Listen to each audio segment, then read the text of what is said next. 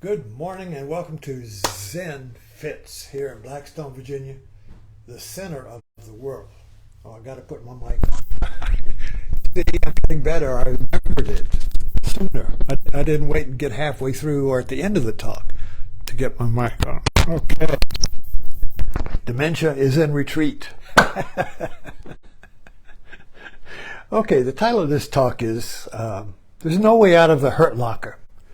We're looking at Avatar second two now, and The Way of Water.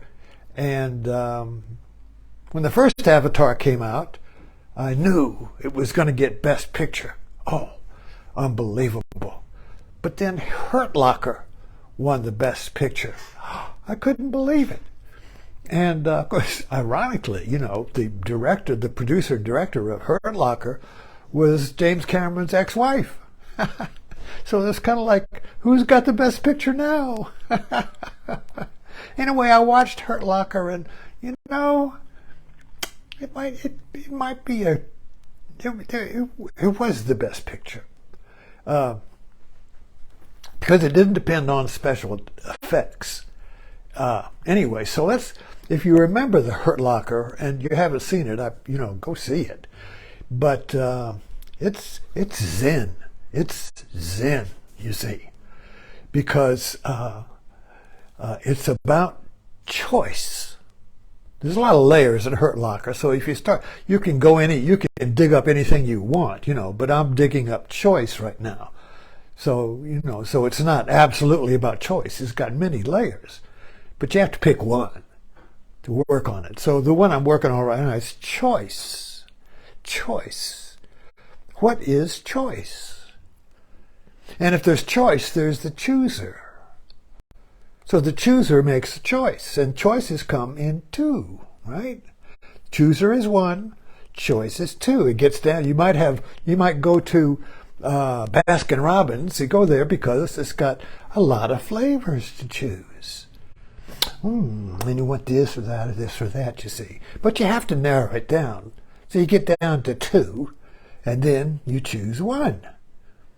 But the chooser is active, is the one who does the choice. But is there a situation where there's no choice? Where nothing you do is any good?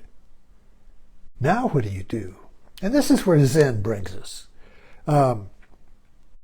Now, how does the Hurt Locker bring us there? Well, the Hurt Locker, and I'll have to watch it again to remember all the lines, but I remember one line where a hero who deconstructs bombs, and it's all about which wire should I cut, this wire or that wire? And he's always in situations where he has no choice, or he doesn't know. There's no map, there's no blueprint. There's no instruction manual to tell him what to do. So he's always in a situation where there's no map. There's no way. There's no path. There's no choice. What do you do when there's no choice, you see? And so the line I remember was that when you're decomposing a bomb, if you make the wrong choice, you're dead. And I got to thinking, if you make the wrong choice, is there a wrong choice? Well, you won't be alive to know it. One of the ingredients or function of choice is that you know if you make the wrong choice. Oh, I made the wrong choice. Sorry. But is there a wrong choice if you are dead? So why do people climb the face of a mountain with fingertips? Are they choosing? Should I go here? Why, a bullfighter, does he have a choice should I move this way or that?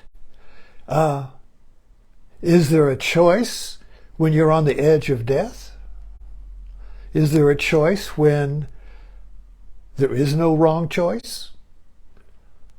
See what I mean? We're playing with this idea. There is no, if you're dead, if you choose the wrong wire, you're dead. So is there a wrong? You'll not know it. Somebody else will know, oh, he made the wrong choice. But subjectively, so we're talking about subjectively, not objectively, oh, he made a choice and it was the wrong one. Bad, bad, bad. See what happened? He blew up. He deserved it. He made the wrong choice. Well, that's an objective view. But we're trying to get to the subjective view of me. That's where I live. That's where you live. You live in first person, not third person. The world out there making choices. Got a lot of choices here. Go to Baskin Robbins. Oh, you got more. Every time you go there, they add another choice. Choices, choices, choices. This was the classic scene in Hurt Locker, where our warrior comes back to live in the world, the urban world, and his wife sends him to the market to get some cereal. And go to Walmart and just look. There's a canyon of cereals. There's a canyon of cereals. Every single brand breaks into choices. And they keep multiplying. And like Oreos are like Oreos. And now there's basic Oreos, basically, is the little black Oreo with the white cream. And now you got peppermint, you got peanut butter, you got pistachio. Choices, choices, choices, you see. So we live in a society of proliferating choices. Why? Well, if you believe you're I remember Bush, the second Bush, when he got to be president. And I remember him saying, I'm the decider. Well, like the president is a metaphor for the one who chooses history. That's big, you see. I'm the decider on what history will be. I'm the decider on what America will do. Or the world will do. I'm the decider, you see. It's a God. I'm the decider, Who doesn't want to be a God? But anyway, the point is, we identify our sense of self, who am I, as the one who chooses. And if you look at all of our arguments in marriages, all the conflicts are basically about two who want to decide what to do. Relationship is two. If you live by yourself or you're in the woods, there is no conflict because you're the decider. But if you're a couple, everything you do has to be, well, who's going to decide? Which way do we go? What do we buy? What do we do? Do I just defer? Well, you choose, honey. My husband chooses everything. You choose. Or the husband, well, you choose. What do you want to do? Where do you want to go? A lot of women, particularly in a first date, if the man doesn't choose where to go, you say, well, he can't decide. I want to be surprised. I don't want to have to choose what restaurant. He's the decider. He's the chooser. You see, all this stuff, this is very layered. But this whole idea of choice is that I, in order to be a self, in control, in power, must choose. So I'm going to create a situation, at least somewhere in this conflicted world, where I get to choose. I get a dog. I get to choose what we do.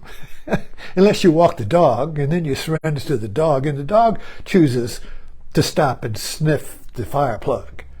Anyway, I digress. But you get the point is that this whole idea of I exist because I choose.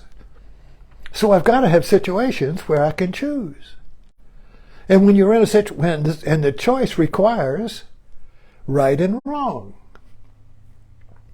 It doesn't mean you're dead if you choose wrongly. Indiana Jones was about that. It was the Holy Grail. You got a bunch of choices there. Choose wisely.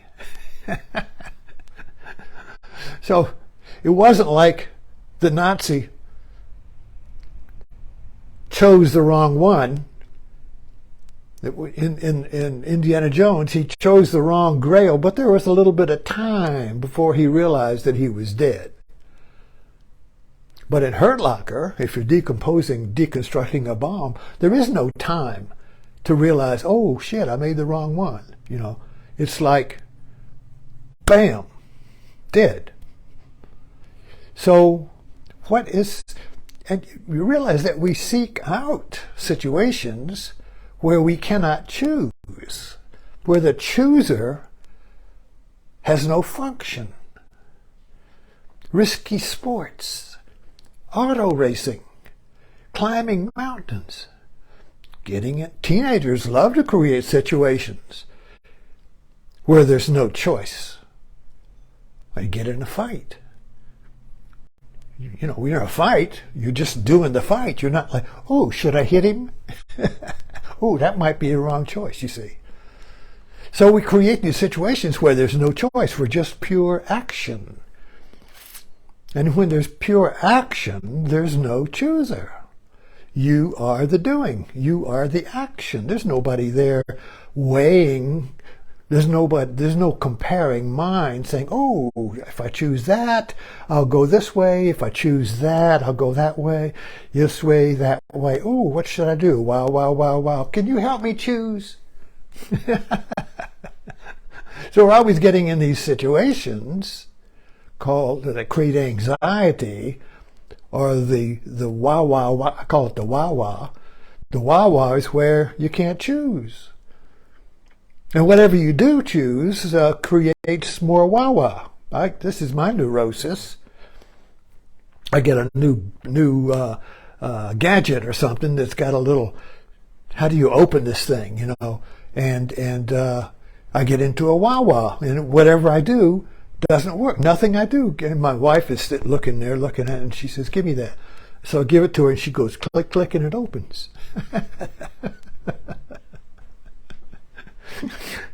I laugh now, it's funny, but believe me, I've spent most of my life in the wah-wah. So anyway, we're with the Hurt Locker here. So how do you get out of, there's no way out of the Hurt Locker. I think that's what we're getting at here. Because the Hurt Locker, say, I hurt, who did it? So I got to choose who did it. Oh, did you do it? No. Did you do it? No. Did you do it? No, you see. I got to choose who did it in order to get out of the Hurt Locker, because then I can punish them or remove the cause or restore my power as the chooser. So if we lose the power to choose, we have to restore it. This is where we get into fights, marriages particularly. We get into a fight when we feel like we've lost power of choice. So we have to restore power. So we get into either aggressively or passively. Aggressively is you aggressively take back the reins of choice. I'm choosing, damn it, we're going this way. Or passively, we let the other choose, but then we sabotage it.